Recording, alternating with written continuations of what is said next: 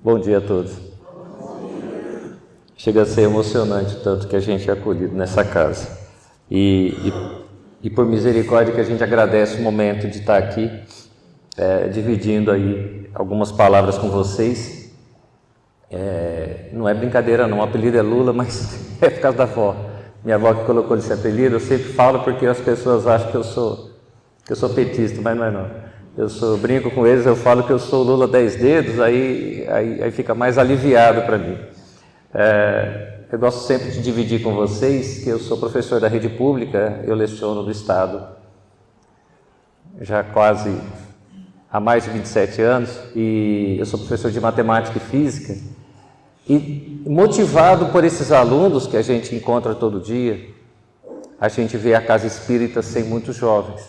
Da outra vez que eu estive aqui, a gente bateu um papo rápido sobre essa situação que as casas enfrentam, tá? Em particular o movimento espírita. Semana passada eu estive ali no Consolador e me lembrou muito porque do Consolador a gente saía para as reuniões, encontro de jovens espíritas em outras cidades. Então havia ônibus parados ali na Baía de Bacinte. A gente descia do Consolador, pegava o ônibus e ia para Ribeirão, Jaboticabal, ia para outra cidade. Então havia muito encontro de jovens espíritas até um tempo atrás. E esse fenômeno parece que não está se repetindo, ou se repete em momentos assim bem sazonais. E por que essa preocupação nossa, que hoje a gente já está mudando um pouquinho o foco? Por quê? Parece que as casas espíritas, com essa ausência do jovem que não está indo, parece que a casa espírita passa a não ter assim, aquela esperança que as coisas se renovem. E eu confesso para vocês que eu fico preocupado com essa ideia, mas visitando essas casas espíritas que a gente faz em nome da USE, né, que a gente tem ido e a gente tem frequentado, a gente vê um pouco diferente. Não que o jovem esteja indo em outras cidades, em outras casas, não. Realmente lá também o jovem não está indo. Mas a evangelização infantil está crescendo. E quando eu vejo aquela molecada no salão correndo para lá, aquele barulho gostoso de ouvir, é onde me enche de esperança. Eu sei que pelo menos ali está começando aquela retomada de conhecimento do Evangelho de Jesus para com esses que estão aí reencarnando, estão numa idade menor. E aí surge uma outra preocupação também, que é a evangelização infantil está vindo, ela está continuando, toda casa espírita tem, e o jovem, na sua ausência na casa espírita, em algum momento ele vai retornar. E esse fenômeno já está acontecendo. Eu tenho visto na nossa casa lá em Mirassol, e em outras casas que eu converso, esse fenômeno do jovem, que já não está tão jovem assim, vamos dizer, ele está retornando à casa espírita. E aí é outra situação, porque o que nós estamos fazendo, no momento que esse ser reencarnado está chegando na casa espírita e ele está precisando de auxílio. Ele está carente de conhecimento, sim. Né? Saiu agora o censo do IBGE, aqui em São José do Rio Preto nós estamos em, acho que 4,8%, quase 5% da população espírita. Então, do universo de 600 mil, aí dá uns 30 mil pessoas. São 30 mil pessoas que se dizem espíritas. Eu gosto de falar um pouco da parte estatística, não é porque eu sou matemático, não. É para a gente ter notícia, né? Se falar de matemática, o pessoal sai correndo aqui. Se falar de física, então, por isso que o pessoal senta tudo lá no fundão já, né? Já é para não ficar com medo da pergunta. Mas o que nos chama a atenção desses números e aí também seria uma outra discussão legal a gente fazer, se a gente quer número ou a gente quer as pessoas realmente vivenciando o conhecimento universal, que é o amor, a caridade, o perdão. A gente quer a casa lotada. Eu vindo para cá agora, eu passei por uma entidade, uma religiosidade, uma agremiação, estacionamento lotado. Que bom! Está ali Jesus, estamos juntos. Mas é uma discussão que a casa deve se fazer, as pessoas devem conversar. Em 1858, no dia 1º de abril, foi fundado em Paris a Sociedade Parisiense dos Estudos Espíritas por Kardec e outros. É ali que nasceu a ideia de centro espírita. A ideia de centro espírita começou com Kardec e outros, inclusive o pai da Hermance Dufault, que a gente tem os livros espíritas aí psicografados.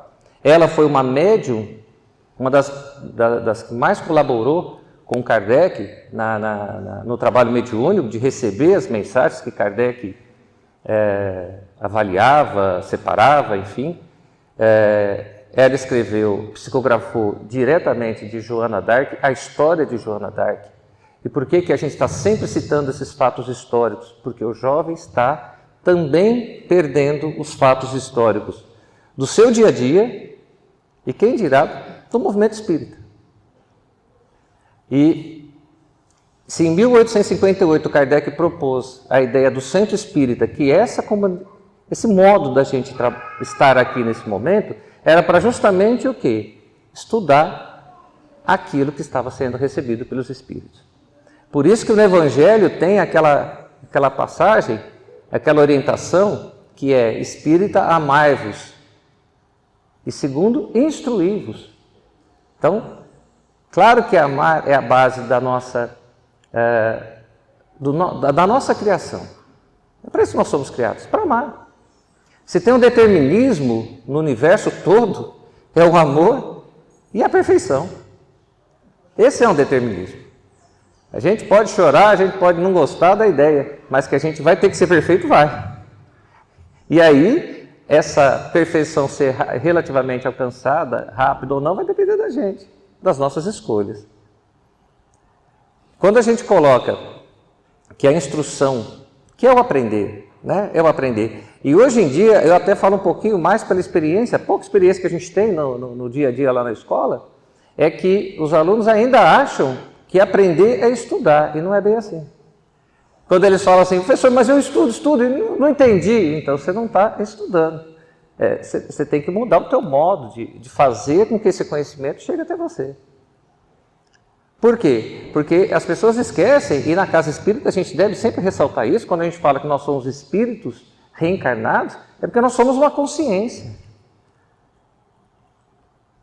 Eu faço uma brincadeira com eles quando eu falo assim: olha, imagina todo mundo agora, quando tinha 5 anos de idade. Aí eles imaginam qualquer coisa lá de 5 anos de idade.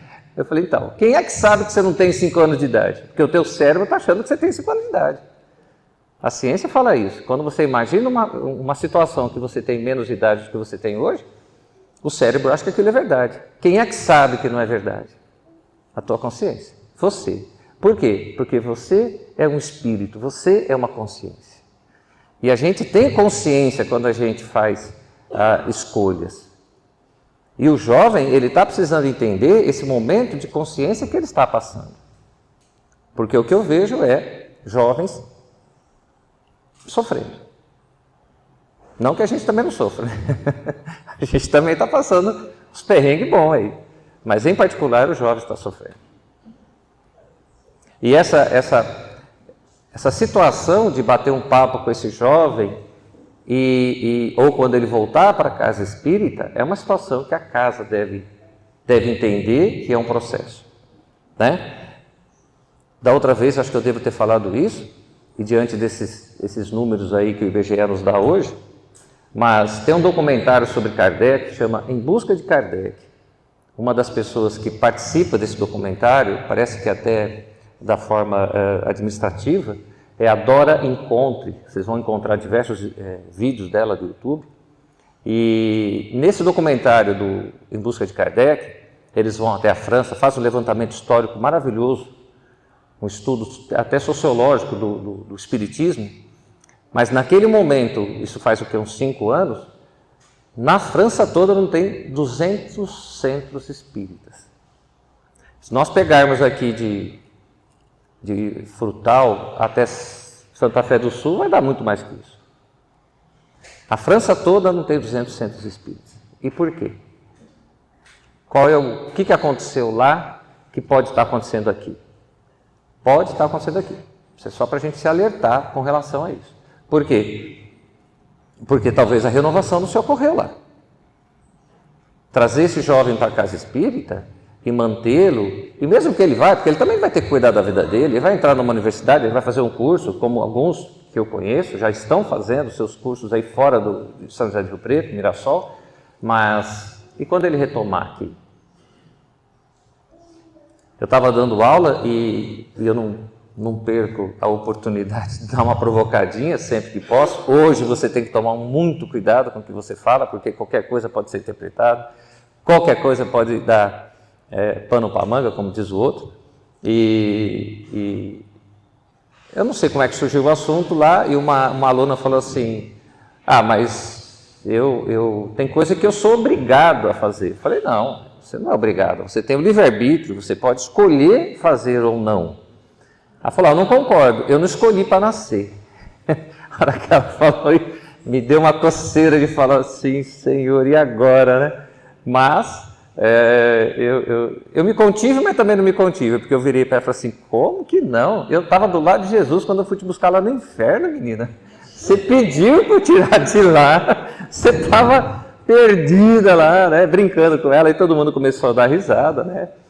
Mas, assim, essa provocaçãozinha me rendeu na janta. Ela veio me procurar e falou assim, por que você falou aquilo para mim? Eu estava no inferno mesmo? Eu falei, quase, estava na beiradinha ali, né? Tem um cantinho ali chamado Umbral, que a gente sempre passa por ali.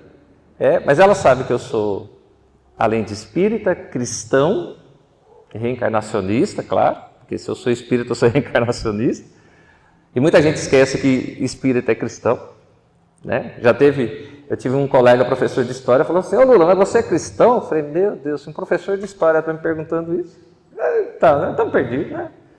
E aí, conversando com ela sobre essa situação de livre-arbítrio, daí um pouquinho começou a chegar um, começou a chegar outro, quando eu vi tinha uns 10 assim em volta. Eu falei, pronto, já vão estar falando que eu estou fazendo movimento religioso dentro da escola, né? Igual já está acontecendo em algumas escolas por aí.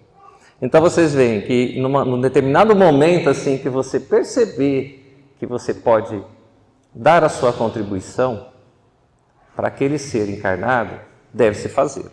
Por quê? Porque numa outra situação, uma outra aluna que frequentando a casa espírita perguntou para mim assim, Lula, você lembra daquela aluna tua que ela, por uma afinidade, enfim, ela decidiu ser freira? E esse ano parece que ela já está entrou para uma entidade, eu não sei qual é. E essa colega dela, e ex-aluna minha, falou assim, então, vocês espíritas são cheios de falar que a reencarnação tem como objetivo o progresso, só o progresso, você melhorar, você ser perfeito e tal, mas é só você, né? Ela falou assim, eu não soube responder. Eu falei, porque você não lembrou da pergunta lá, quando Kardec pergunta aos espíritos qual o objetivo da reencarnação, e os espíritos falam isso, é o progresso individual, mas a reencarnação tem um outro aspecto, que é promover e colaborar com o progresso da sua comunidade. Esse é um ponto que às vezes a gente esquece. Reencarnar também é dividir, é poder colaborar com o outro com algum conhecimento, ou até com alguma pergunta. Por isso que é importante o centro espírita. Por isso que Kardec propõe o centro espírita lá nos primórdios do espiritismo e a revista espírita. Porque na revista espírita ele publicava aquilo que se discutia. Quantas vezes em reuniões lá na Sociedade Parisiense de Estudos Espíritas, Kardec recebia mensagens de espíritos como Mozart. Tem uma passagem que ele relata que ele recebe uma comunicação, é evocado o espírito de Mozart, ele se comunica através de uma médium, ele escreve uma pequena música, e Kardec pega aquela partitura, leva para especialistas de Mozart, e os caras falam assim, mas onde você achou isso aqui? Isso aqui é Mozart. E para explicar, não, sabe o que é? É que Mozart, ele está nesse momento morando em Júpiter, porque ele fala isso. E quando eu falo assim, vocês sabiam disso? Não é assim que você não sabia e eu estou sabendo. Não, é que eu estou dividindo mesmo com vocês. E eu, às vezes, tenho uma preocupação de falar isso para o meu jovem, porque ele vai olhar para mim e falar assim, quer dizer Quer dizer que você, um professor de matemática e física, está me dizendo que tem uma pessoa que a gente conheceu aqui, que está morando em Júpiter? É, ele que falou. Foi o próprio que falou. Está lá, na Revista Espírita. E aí? Porque, como eu já disse outras vezes, eles são capazes de ficar maratonando séries, né? Final de semana todinho, mas ele não vai pegar 1 hora do final de semana dele para aprender. Não vou nem falar estudar. Porque a semana passada eu perguntei para uma aluna, falei assim, mas o que você faz no final de semana? Ah, professor, no final de semana tem que dormir, né? Ah, tem. Só você só dá no final de semana? Eu durmo durante o dia, né? Todos os meus dias da semana eu durmo. Mas no final de semana ela tem que dormir. E aí ela quer aprender. Vocês sabem o que é interessante? É que muitas vezes esse jovem, ele acredita que vai acontecer uma revolução tecnológica, porque a mídia divulga isso, em que ele vai pegar, fazer igual Matrix, né? Aquela cena que o cara coloca lá um conector aqui e dá um download de todo o conhecimento que ele precisa naquele momento, e ele sai inteligente. Eles acreditam nisso. Eu falei, gente, que maravilha, né? Se a gente pensar aqui em todos os livros espíritas que a gente lê até hoje, pode pegar todos os livros espíritas que você lê até hoje. Em algum momento a espiritualidade maior fala assim, olha, nós já chegamos no estágio de tecnologia aqui, que agora a gente fica de boa aqui, ó. A gente fica aí contemplando Jesus, igual aquela ideia de paraíso, né? Vocês já viram isso? Vocês já viram em algum momento, em algum livro espírita, aquele espírito, né, top, chegar e falar assim, pô, mas vocês estão brigando, pô, fica aqui, fica de boa aqui, vamos ficar contemplando, olha aqui. Vocês viram isso? Ninguém trabalha lá, né? E olha que a espiritualidade maior, quantos séculos está na nossa frente em tecnologia? Né? É só pegar o livro Nosso Lar, tem um momento lá que eles ligam um aparelho, André Luiz escreve um aparelho que a gente identifica como sendo a nossa televisão, que não tinha ainda na Terra. E lá eles já tinham essa tecnologia. Tanto que quando eu pergunto, nas casas espíritas que eu vou, assim, que a gente provoca, né? A pergunta 29 do Livro dos Espíritos, em que o Kardec, muito sabiamente, pergunta para a espiritualidade, a ponderabilidade é um fato? E a espiritualidade responde, para vós aí sim, para nós, às vezes. Estou assim, bem simplificando. Aí você fica olhando para as pessoas assim, mas vocês entenderam a pergunta de Kardec, né? Pô, uma pergunta tão simples, né? A ponderabilidade. Pô, todo mundo sabe o que é isso, né? Aí você olha para... Não. Ponderabilidade é a sensação de peso. Nesse momento que a gente está aqui agora. Só existe ponderabilidade porque existe gravidade. Se tem gravidade, a gente consegue sentar. Agora, por que Kardec faz uma pergunta dessa para a espiritualidade? Aí vamos lá no livro Nosso Lar de novo. Lá no livro Nosso Lar, André Luiz fala assim, eu estava deitado num leito.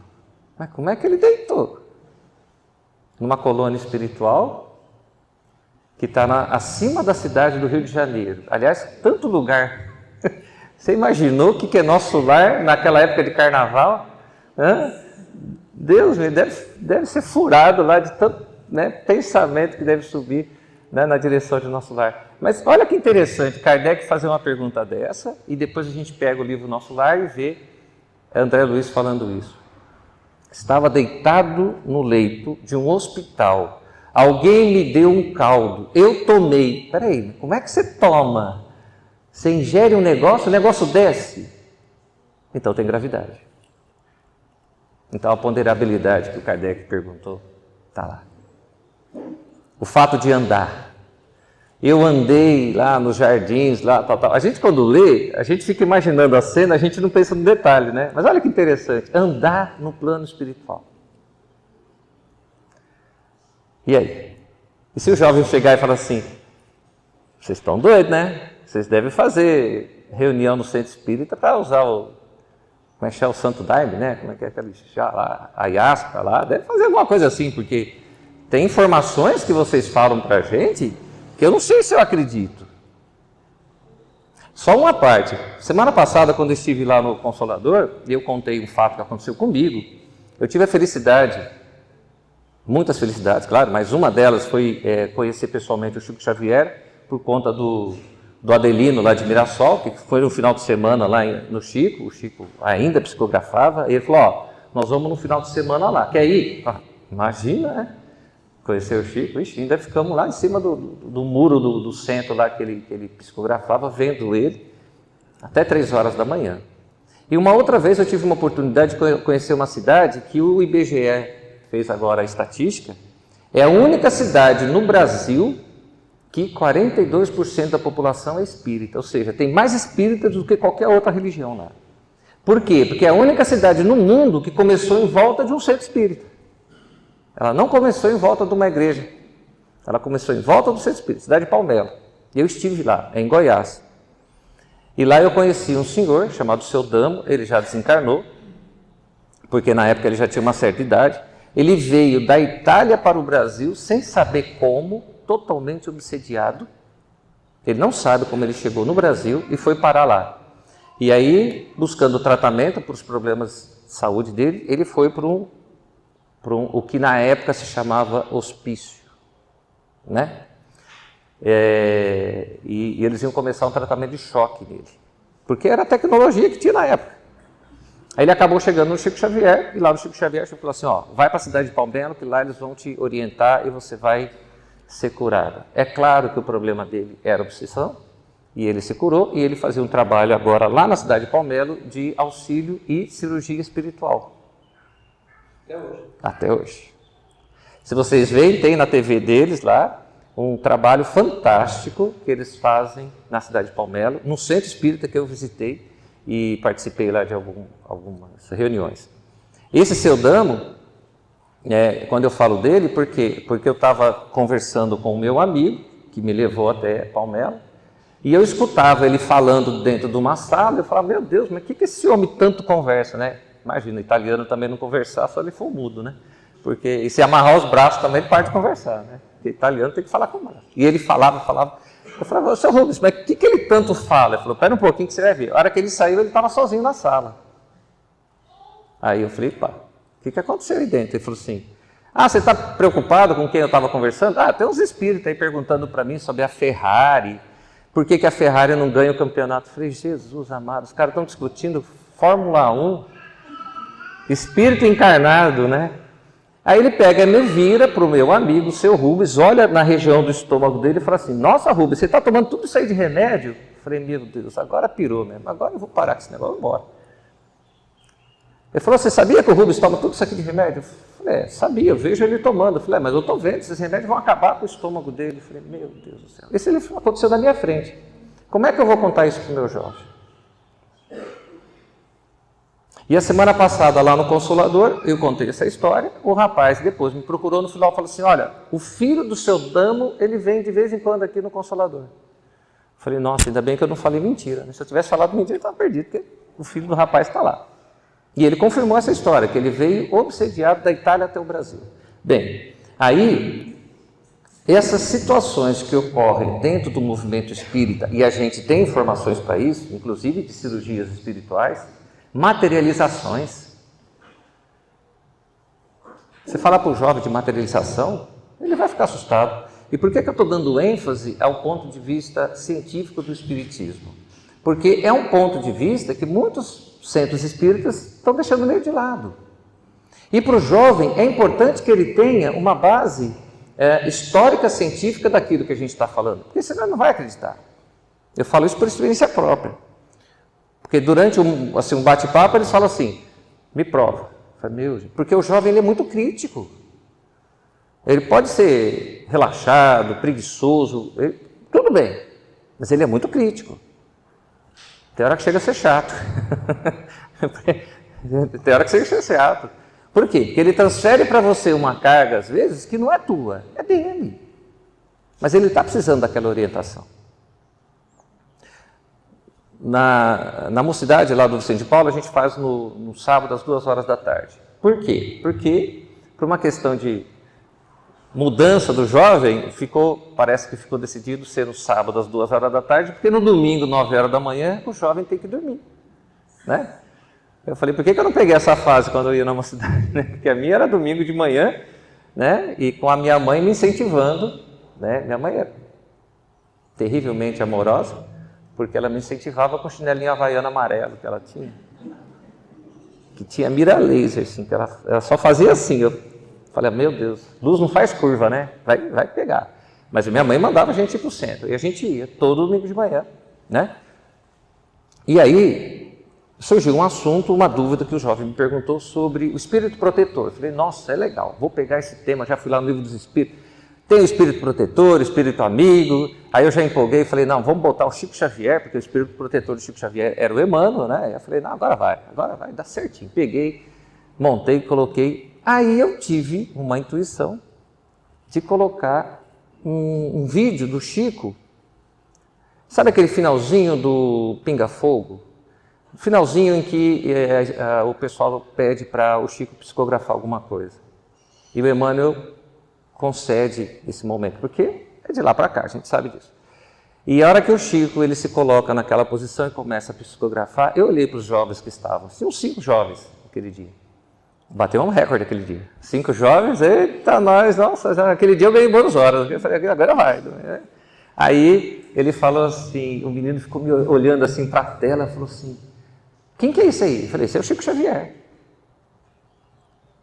Ele ficou olhando assim, a hora que o Chico ele faz aquele movimento, né, de começar a escrever assim, ele olhou e falou, sinistro. Eu falei, Jesus. Sinistro na nossa época era assim, uma coisa, agora sinistro é legal, né? Aí eu interpretei lá, né? Bom, legal. Aí eu passei para cutucar, né? Eu falei, bom, então, o espírito que está ali se comunicando é o espírito protetor do Chico Xavier, ele chama-se Emmanuel. Nós temos registro histórico dele, porque eu tinha que justificar, porque senão ele vai acreditar no que eu falo. Aí eu falei, ó, esse espírito tem um registro histórico dele, ele foi um senador romano, chamado Públio Lentulus Cornélios, tem uma carta dele em que ele descreve Jesus, isso do ponto de vista histórico, humano, não é psicografia. Aí nós temos um livro, quem leu há 2000 anos, aquele livro que só faz a gente chorar, né? Eu sempre conto isso porque eu lendo aquele livro, minha mulher falava assim, nossa, mas por que você chora tanto? Eu falei, porque você não está lendo. Você lê, depois eu te dou renúncia, então, aí você vai ver o que é chorar, né? A coisa fica... E a hora que eu justifiquei do ponto de vista histórico, aí eu quis empolgar um pouquinho mais. Eu falei, ó, e depois ele reencarna como um padre Manuel da Nóbrega, aqui no Brasil. Esse vocês conhecem, né? Não sabiam quem era Padre Manuel da Nóbrega. Falei, gente, mas o padre fundou a cidade de São Paulo, parceiro do José de Anchieta, lembra? Não. A minha mulher falou que eu gosto de ir na praia, então nós tivemos que ir na praia agora em fevereiro, e ela falou que eu gosto de ir em Itanhaém, então eu fui em Itanhaém. E lá em Itanhaém, ela falou que tem uma pedra lá que o José de Anchieta deitava na pedra assim. Vocês já foram lá? Fez eu tirar foto na pedra. Aquilo vai ser, assim, o meu progresso espiritual foi fantástico, né? Eu sentei na pedra que há 500 anos atrás o José de Anchieta sentou. Aí eu falei, escuta, mas tem certeza que essa pedra aqui, né? Mas até que é bonito o lugar lá. E eu perguntei para os alunos quem era José de Anchieta e ninguém me respondeu quem era. Então, olha só, nós estamos falando de figuras históricas do Brasil. Claro, se a gente hoje for buscar o conhecimento que nós temos hoje dessas figuras históricas, do ponto de vista de teses, de mestrado, doutorado que se tem até hoje, claro que tem discussão, por que a Companhia de Jesus fez o que fez, tudo bem, isso é válido. Mas a figura histórica de José de Anchieta, de Padre Manuel da Nóbrega, e quando eu coloquei o Divaldo recebendo uma mensagem, tem uma mensagem do Divaldo que ele incorpora o Dr. Bezerra de Menezes. E a gente percebe nítido assim, que ele dá uma curvada assim, ele muda o tom de voz, né? E aí foi sinistro, porque eles ficaram olhando e falaram assim, não, eu não acredito. Falei, olha, ele está, nesse momento, tem uma consciência que está mandando uma mensagem, o cérebro da outra consciência encarnada, tá. E por que a gente está falando isso? Porque vocês sabem, já faz um tempo teve uma universidade americana que bancou uma pesquisa mediúnica, foi para os Estados Unidos 10 médiuns brasileiros, 6 mulheres e 4 homens, e lá eles fizeram uma pesquisa científica no momento da psicografia. Na hora que eles fizeram assim, porque tem que ter um método científico, né? Na hora que o médium ele escreve um texto de produção dele, então tem atividade cerebral sendo registrada. E a hora que ele entra em transe mediúnico, aquela região da criatividade, da escrita, tudo aquilo que já foi registrado antes, ela desaparece. Ela zera. Não tem atividade naquela parte do cérebro que seria a parte da criatividade, da escrita. E o texto que eles pegaram daquele momento mediúnico eram textos de cunho científico, moral, que por si só já existe uma produção intelectual bem séria. Quer dizer, no mínimo já foi provado que ali existe uma consciência fora daquele corpo.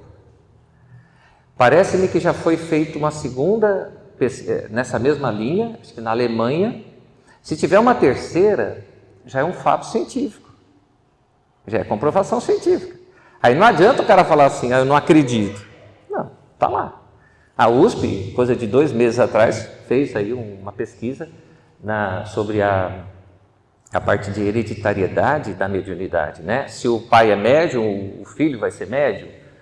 Foi provado que não, que a mediunidade é uma coisa genética, é da pessoa, mas não é hereditária, né? Pode até nascer, né? O filho médio, o pai médio, mas que não que seja uma condição hereditária. Agora, a USP está fazendo uma pesquisa dessa. Essa Dora Encontre, ela tem mestrado e doutorado em educação espírita, pela USP. Então, quando o jovem chegar aqui na casa espírita depois de algum tempo, passando por diversas situações que a gente sabe que ele vai passar, por que ele vai passar? Porque é praga nossa? Porque é castigo? Não, porque ele está em aprendizagem assim como nós. Só falta não acontecer com ele, de um modo geral, aquilo que aconteceu com todos nós, que é aquela condição de progresso espiritual. Uma outra coisa que eu vejo que o jovem muitas vezes ele questiona é essa questão do castigo, né? Não, porque Deus castiga. Deus não castiga. Por quê? Porque Deus ama. É só a gente ver o que é a reencarnação. A reencarnação é uma oportunidade de fazer melhor. Você já imaginou se você chega lá no plano espiritual, aí te mostram lá a tua situação, aí você tem consciência do que você fez, da escolha que você fez naquele momento. Aí você vira para o cara que te mostrou tudo isso e fala assim, entendi, posso voltar e fazer de novo? Não. Já parou para pensar nisso? Olha como seria terrível você querer fazer de novo, fazer melhor e não ter condições de fazer isso. Tem alguma coisa errada, então, na lei divina, porque a lei humana permite. Você quer fazer de novo? Volta lá. Eu fui reprovado. Ou seja, não é que você voltou atrás, você continuou do jeito que você está. Vai lá e faz de novo. Se a nossa lei permite isso, por que a lei divina não vai? E esse jovem, pessoal, ele está vindo para a casa espírita, voltando para a casa espírita. Quando a gente fala jovem, é meio difícil hoje, porque a gente fala jovem, parece que é 18 anos, né? Não é não. Hoje tem jovem de 40 anos aí, né? Claro que é uma situação, né? O pessoal vive falando isso. Tem jovem de 40 anos morando na casa dos pais ainda. Sim. Qual o problema? Que cada um faça a sua parte nessa história. Mas esse jovem que está voltando à casa espírita hoje, depois de todo um processo de escolhas aí, ele está vindo muito, muito questionador e muito numa situação até de depressão. Eu tenho conversado com alguns, eles falam assim, Lula, eu não tenho aonde me segurar. falo, cara, você tem Jesus nessa parada aí. Agora, falar para o jovem de Jesus e falar que Jesus vai andar sobre a água, vai buscar, tal, o jovem já não se convence mais disso. É um jovem que ele vai olhar e falar assim, pô, Jesus, Lula? Imagina fazer um jovem sentar num domingo domingo de manhã, sábado à tarde, para ler o Evangelho segundo o Espiritismo. Gente, é coisa... E quando a gente lê, ele entende. Tem um casal que frequenta lá a mocidade, que eles são bem jovens, eles debatem com a gente o Evangelho segundo o Espiritismo, mas dali um pouquinho ele já faz uma pergunta pessoal. Ele fala assim, mas eu queria entender por que acontece essa situação entre mim e o fulano. E aí? Então essa preocupação nossa do jovem hoje é realmente por que o jovem não está indo no caso espírita? Tá. Então vamos pensar que a salvação, entre aspas, seja a evangelização. Colocar a ideia, né, de Jesus e todo o evangelho de Jesus e da reencarnação para a criança. Tá.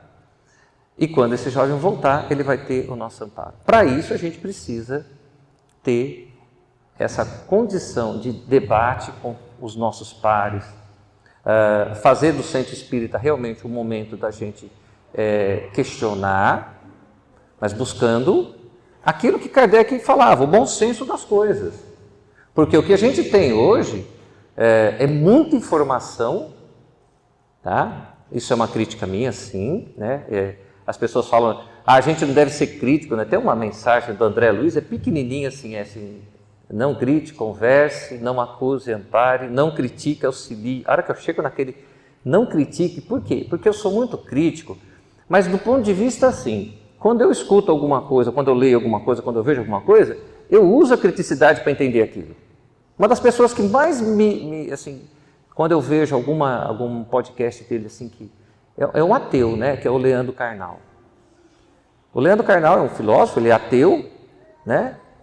Mas ele coloca uns questionamentos sobre a religião que me faz pesquisar e fortalecer a minha escolha. Então eu estou sendo crítico nesse momento, sim. Mas quando eu vejo que todo o movimento espírita precisa ter aquele momento de sentar, parece que o convite agora é da gente sentar realmente e debater isso. Olha, o que você acha dessa mensagem? O Kardec fazia isso. O objetivo do centro espírita era pegar as mensagens recebidas pelos médiuns e verificar se tem coerência com a doutrina espírita. Olha que coisa maravilhosa. Por quê? Porque é o livro dos espíritos. A espiritualidade nos deu essa compreensão do mundo maior, mas não foi porque é obra de Kardec. Né? Pode ver que Kardec jamais ele chegava e falar assim, é assim por quê? Porque eu estou falando. Ele não fazia isso, nunca fez. Muito pelo contrário, ele deixava muitas vezes a opinião dele meio, olha, o que vocês acham? Vamos debater, vamos escutar. Esses dias eu vi um podcast de um canal espírita, em que a pessoa debatia sobre essa questão do conhecimento espírita, se a gente tem, e ele fez uma colocação que me intrigou na hora. Ele falou assim, por isso que Kardec falava que a cada 25 anos as organizações espíritas deveriam se reunir para incorporar aquilo que a ciência produziu. Na hora que ele falou aquilo, eu falei, eu nunca vi isso. Então eu estou até colocando aqui para vocês, se vocês sabem de onde está essa citação de Kardec, para depois a gente debater isso aí. Mas eu nunca tinha ouvido isso. E eu fui procurar, até dei uma pesquisada rápida, porque na Revista Espírita tinha muita coisa que o Kardec falava e a gente acaba não lendo. E tem, né, na Federação Espírita Brasileira, ela publicou a Revista Espírita. Então, veja bem, é uma informação que o cara falou, que o Kardec falou, que eu não sei se é verdade. E a gente está aqui abrindo para um debate, porque se for verdade, mas eu não achei nada que falasse isso.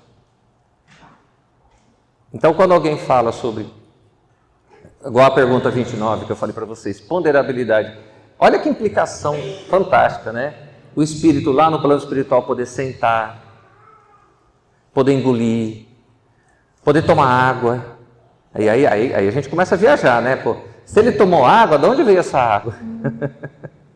De onde veio essa água? De onde é a fonte dessa água? Por quê? Está lá escrito. E não está escrito só num livro. Está escrito em diversas obras espíritas. Né? Tem espírito que volita, ele anda, ele se desloca sem tocar os pés. Tem, a gente vê isso. Ué, então, para que lá no nosso lar tem o aeróbus, lá, o aparelho que leva as pessoas para outros pontos? Deve ter uma finalidade aquilo. E aí nós temos um universo todo de debates, e é claro que o debate também implica numa coisa maravilhosa, que é a caridade. Porque você escutar a pessoa falando o que ela acha, o que ela pensa, e a pessoa também te escutar, envolve evangelho. Porque você vai escutar, você vai ponderar, ou então você vai falar assim, lá vem a ele. A gente vai ter que passar por isso. Aonde que a gente não passa por essas situações de parar, ouvir, ponderar e escolher o que fazer? Eu todo dia. Eu chego na escola, às vezes você fala assim, bom dia, a pessoa fala, bom dia. Falo, meu Deus do céu. Ela rosna, ela não fala bom dia. Ou quando nem fala, que é outra coisa que me assusta. Né? Muitas vezes o jovem não fala bom dia. Tem empresas aqui em Rio Preto que eu já percebi que estão contratando pessoas de mais idade, por quê? Porque são mais simpáticas no atendimento. Eu já vi isso em 3 supermercados aqui em Rio Preto e um em Mirassol. Por quê? Porque o jovem, ele tem dificuldade em falar bom dia muitas vezes, em falar como é que você está. Por quê? Porque infelizmente o jovem, o mundo dele não é feito de pessoas. Isso já é uma pesquisa que estão fazendo, já fizeram, aliás. É um mundo feito de perfis. Então ele vê o perfil porque ele está isolado no seu mundo, ele não entra no mundo físico com outros, e aí ele põe e bloqueia o outro. Aí ele fala assim, não gostei, bloqueou, né? Vai fazer isso na nossa época, né? E só para finalizar, para vocês terem uma ideia, esses dias eu perguntei numa sala de aula, eles começaram esse debate, não, mas eu vou acreditar em quem? Eu falei, nossa, agora eu fico perdido, né? Aí eu falei assim, mas antes de responder essa pergunta, deixa eu fazer uma perguntinha boba para vocês. Vocês já dançaram música lenta? Vocês nunca dançaram assim, de pegar na mão assim, e sair dançando assim? Imagina, você acha que eu vou perder tempo com isso? Eu falei, rapaz, você não sabe o que é bom perder tempo com isso. Porque quando você pega na mão da pessoa, quando você pega na cintura dessa pessoa, você ali vai ser testado em todos os conceitos sociais que você ouviu ou que você não ouviu, mas naquele momento você está vivenciando. Ele falou assim, professor, não entendi. Eu falei, porque você não pegou na mão da pessoa para dançar. Você não sabe se você pode pegar junto, se você afasta muito, se você pode, né? A gente fica numa... Tá, bem, parece que é só eu que fiz isso na minha vida, né?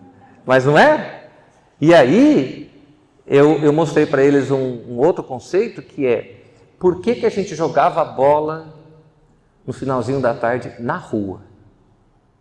Porque no momento que você sai na rua para jogar bola, você já vê de quem é a bola. Se a bola for tua, beleza. Se for do outro, você já chega devagar. Aí você vê quem que é o maior da turma, né? Você vê quem que é o craque. Ou seja, esse ver quem é o craque, quem é o dono da bola, quem que joga mais, quem que joga menos, aquele que é teu parceiro na hora do drible, é ali que você está aprendendo a socialização. É ali que você está aprendendo a se relacionar. Pô, o cara me chutou, vou xingar. Olha o tamanho dele, não xinga. Vou passar a bola para ele. Não vou. Pô, tu é fominha? Sabe aquelas coisas assim, da relação que você vai tendo? Por isso que é importante a criança brincar com outra criança. Aí eu perguntei para eles, e vocês fizeram isso? Fizeram. Falei, olha, que pena. Vocês ainda estão no perfil e vocês vão ter que trabalhar com pessoas. Vocês vão ter que dividir coisas com pessoas. Por quê? Porque hoje em dia não tem mais individualidade. Existem equipes de trabalho.